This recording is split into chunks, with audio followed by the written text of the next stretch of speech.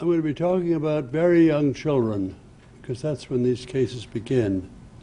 And I'd like my first slide to show you some of the things that these young children may say. This is by no means a complete list, but such remarks as when I was big, I was an airplane pilot. They may fill it out in different ways. The rejection of the mother, the disparagement of the immediate surroundings of the child, and something about what the child claims to have done previously. Let me show you and tell you briefly about one case. It'll give you a kind of feel. Yes. This is a child of Lebanon, a Druze. It's a sect originally of Islamic origin, but now they consider themselves separately. She's there about 18 months old, picking up the telephone and calling into it, Layla, Layla, Layla. When she could speak more, she spoke about a previous life as a middle-aged married woman who had children, one of whom was called Leela. And this deceased woman had died not long before our subject here was born. And she actually happened to die in Richmond, Virginia, where she'd come for cardiac surgery. Here's the little girl when I first met her. Sorry the slide isn't better. And she's here between 6 and 7 years old, still speaking fluently about the previous life, still attached not only to the children of the deceased woman, but also to the husband of the deceased woman, whom she used to call 3 or 4 times a day to ask about how he is, his health, what was going on. Immensely jealous when he seemed to show some interest in a neighbor who had been a friend of the deceased woman, and ultimately married that person. Here she is at the age of about 25 as a young lady, still unmarried, still very attached to the husband of the deceased woman. And here's the deceased woman herself.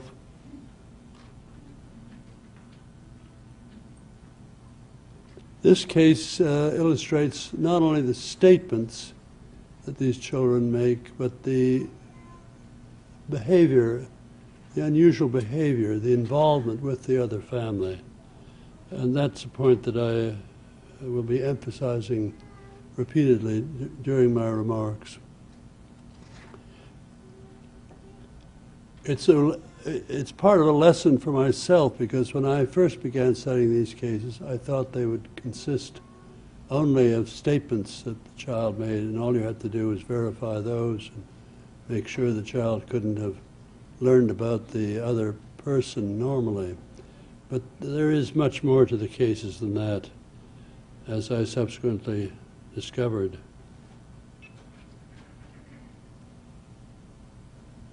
This slide outlines what one might find in a case that was fully rich with all the ingredients that we have found. Sometimes persons involved in these cases make predictions of another life. Sometimes there's a dream, usually by a mother-to-be, about who's coming back. Then the baby is found to have certain congenital anomalies, birthmarks and birth defects. Then come the statements that the child makes. And finally, an array of unusual behavior almost always manifests. The behavior might include phobias and aversions, phobias of the instrument of death or of the site of the death, such as a place where a drowning occurred. Equally prominent are philias, especially for foods, for intoxicants like alcohol, tobacco.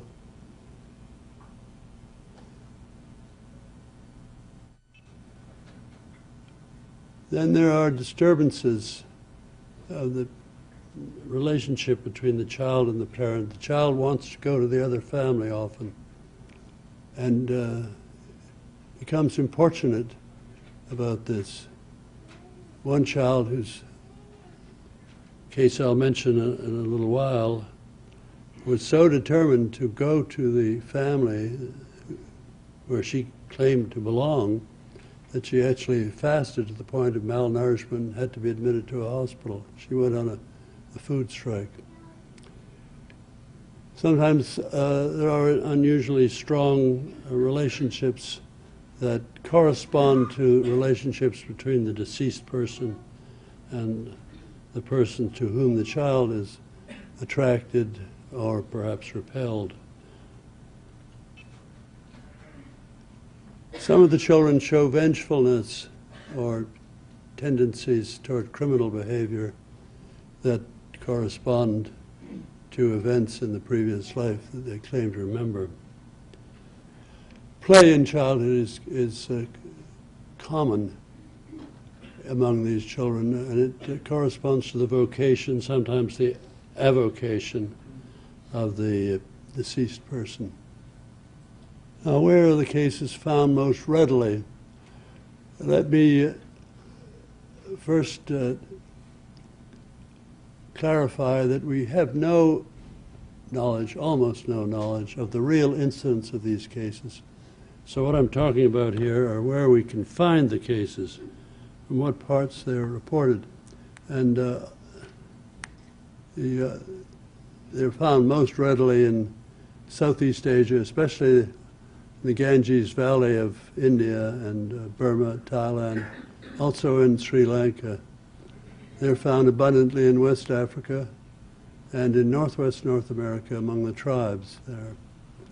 But they are also found in other countries, including Western Europe and North America. And I have a book now just about to go to press on cases in Europe. The cases in Europe, to some extent, indeed to a considerable extent, show features similar to those of the cases we've studied in Asia. Now, I want to say a few words about how we go about investigating these cases. The principal instrument of investigation is interview, but they must be interviews with qualified people, which means first-hand informants. We try to set aside second-hand informants who will often narrate something they heard or imagined themselves. We allow the informants to talk freely at first and then come in with questions about details. The interview ultimately becomes somewhat scheduled in that we have a checklist of items that we want to cover about details. The recording of the interviews is rarely done with tape recorders. Most often we make notes as the interpreter translates for us. We need interpreters in Asia. And handwritten notes enable us to record many details that might be missed in tape recording. Then printed and written documents have become of special importance in the last 15 years when we've given more attention to the cases with birthmarks and birth defects, because we've sought autopsy reports and been successful in some 65 or 70 cases in obtaining those. That consumes an immense amount of time. One has to drink cups of coffee with the bureaucrats who have access to the records, and then perhaps in addition give an American-made shirt to the clerk who will actually find the record. But it's all very worthwhile because an autopsy report in black and white, obviously made before the child in question was born, and in many cases most cases we find a close correspondence between the post-mortem report and the birthmarks and birth defects. But I'll come to that later. Then more recently, we have been concerned with psychological tests. These were first conducted by our colleague of Iceland, Dr. Erlendur Haraldsson, who did psychological testing among cases in Sri Lanka, comparing the subjects with other children of the same age and general background. And this kind of program is now being conducted by Dr. Tucker with American children. I'll just show you a few scenes of interviews. It's rather informal. This is a village in India. This is myself. This is the witness. We declare one area, the witness box, ask everyone else to remain silent, which they usually do, and we say that if they have something to say, we'd be glad to listen to them later. This is a scene in Burma, now Myanmar. The subject is this young man here. This is his wife, and this is myself. I'm busy taking notes.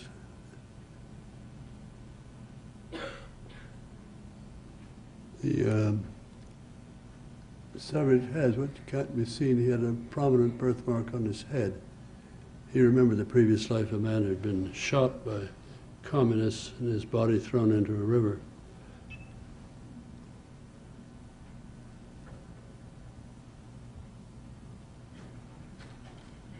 This is another scene in Burma.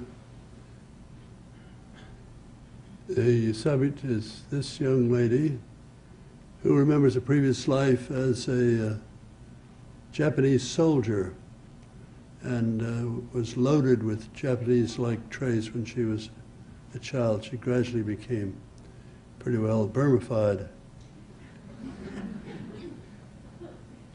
This man beside her is totally blind, but notwithstanding that, he accompanied me wading through rivers and crossing desert plains, and was very zealous in finding cases for us and acting as interpreter.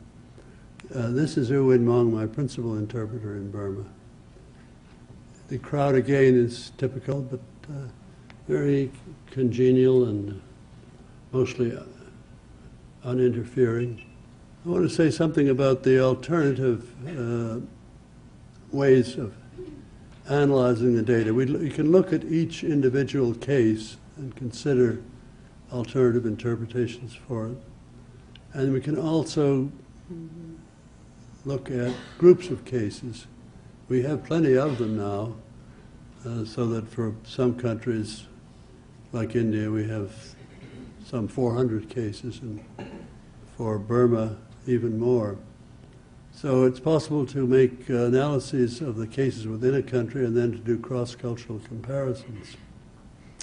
And what we found is that if you look at the cases across all the cultures where we have worked, certain so-called universal features stand out as occurring in all those cases, and other features seem to be culture-bound.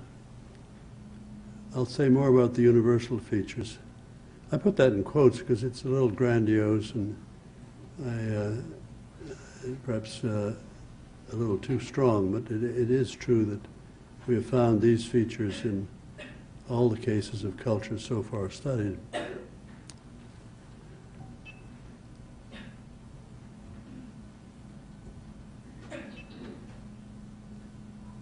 This is a list of the possible interpretations of individual cases. Fraud. We have come across a few fraudulent cases. I published a paper some years back on cases of deception and self-deception. I think they're exceedingly rare. The people involved in these cases don't have the time or the motive to engage in an expensive, that is expensive in time, fraud. Fantasy is a problem also as a possible interpretation. Cryptomnesia, that just means that the child has somehow normally learned the information that he then expresses as memories, but he doesn't remember how he got the information. And paramnesia means that the informants have muddled their memories and given the child more credit than it deserves. The genetic memory I put in for completion, but that's, as I could say, an impossible interpretation of these cases. If I were to coach a skeptic, I would tell him to concentrate on paramnesia, confusion and unconscious editing of the memories of the informants. If you can eliminate all of these possible interpretations, you get down to what we call paranormal processes, like extrasensory perception combined with an identification with a deceased person, or possession, a discarnate personality influencing a child, imposing memories on it. There are cases that might lend themselves to these two interpretations, and they should be considered. And then we would come to the idea of reincarnation only last, if we could eliminate all the other interpretations.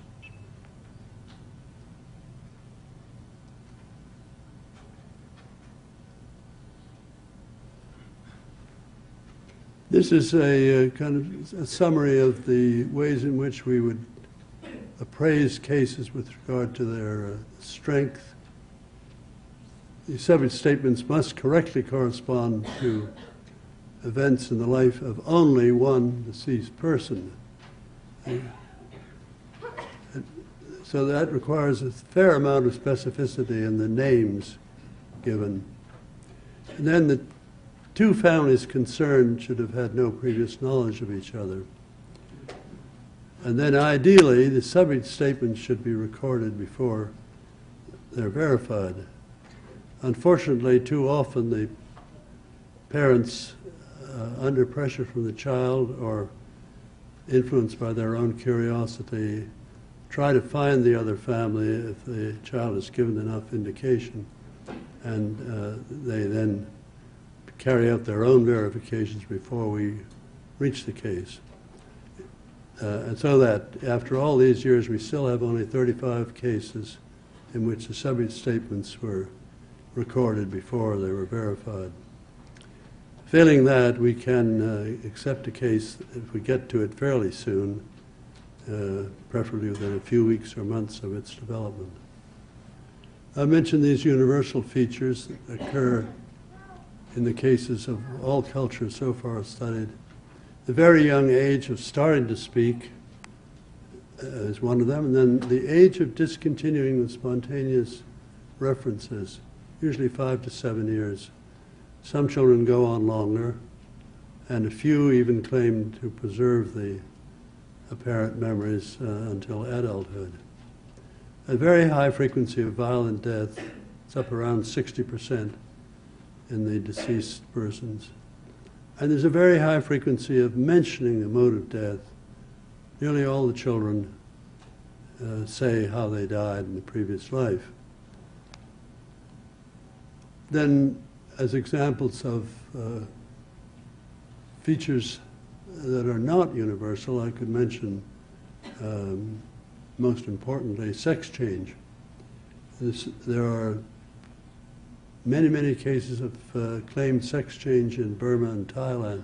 It's even 26% of the Burmese subjects claim to have been a person of the opposite sex in the previous life, whereas in Lebanon, it's absolutely unknown. It's also unknown among the cases of the Northwest North America. I thought for years it was unknown also in Turkey, but our colleague Dr. Kyle recently told me about a case of sex change type in Turkey. Now I want to come to birthmarks and birth defects and show you some examples, particularly of birthmarks. This is a photograph of a baker in south-central Turkey, very peace-loving person, earning his living as a baker. We're still a little bit in touch with him, or at any rate, my colleague, Dr. Kyle, has met him. And he remembered the previous life of the person shown on the next slide. This is a photograph of a notorious bandit, Jamal Hayek, who in the 1930s was highly successful in robbing highway travelers in that part of Turkey, and he hid out in the woods and evaded the police for about 3 or 4 years until eventually his hiding place was betrayed. And after a conventional shootout with the police succeeded in setting fire to the house where he had sheltered, and he decided that he would kill himself rather than be killed, possibly tortured first and then killed by the police. So he shot himself, putting the muzzle of the gun to his chin and then setting off the trigger with his toe. The subject was born with a birthmark that the next slide will show.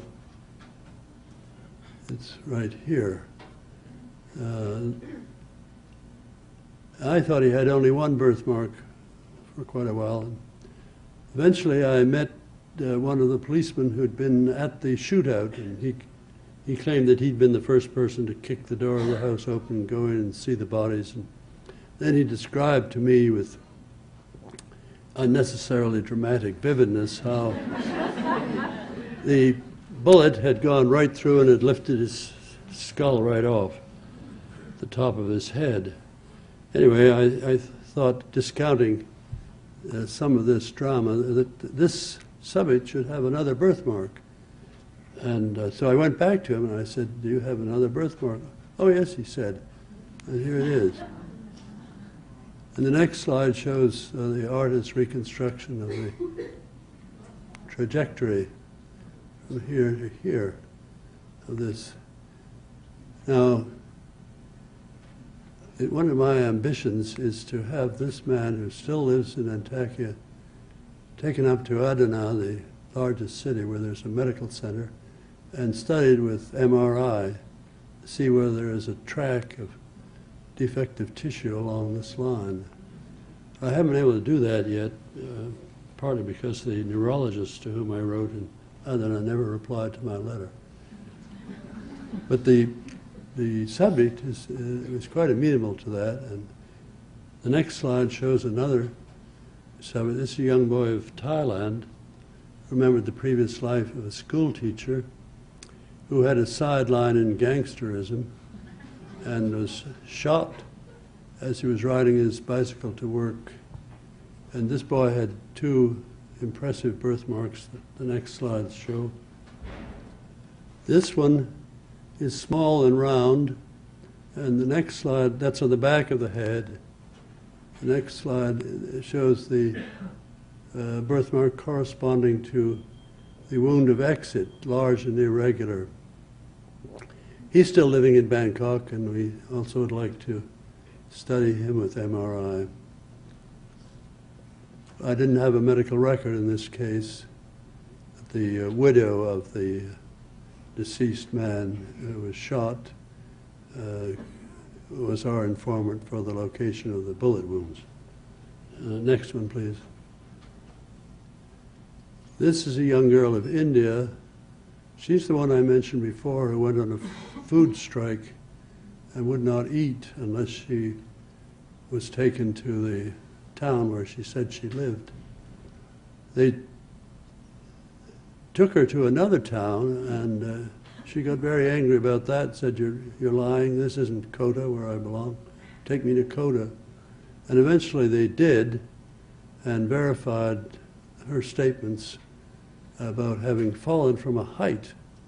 And the next slide shows the young girl, a cousin, there was no relation between these two children at all, but they were playing together, this child and a cousin, above an open area in the house where there was a stairway and a well, but a very low railing. And apparently the two children teasing each other and jostling each other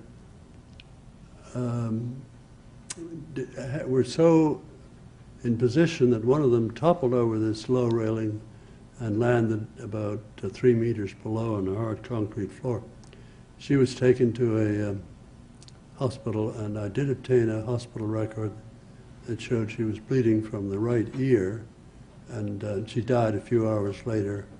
I presume that she had a fracture of the base of the skull, and the child, this is the deceased child, whose life was claimed to be remembered by our subject. And the next slide shows the birthmark on our subject. It's we're on the right parietal side of the head, corresponding pretty well to the site where the child landed on her head and the pavement below. I've got one last slide for which I also have a medical record. It's rather dark. The boy is here. He's now a youth of 14, I think. He's with my interpreter and his father. The next slide shows the birthmark he had. Now this is an area of decreased pigmentation, which is not uncommon among these cases. And I got an autopsy report in this case, and I persuaded the pathologist to help me find the postmortem report to draw circles of the wounds. It was a shotgun killing, and the next slide shows the location. The principal wound is here, but as you'll know, in a shotgun killing, the pellets of the shot disperse. You can tell the distance of the gun from the victim by the dispersion of the wounds. Can we go back one slide? You see the birthmark here, and then the next slide shows the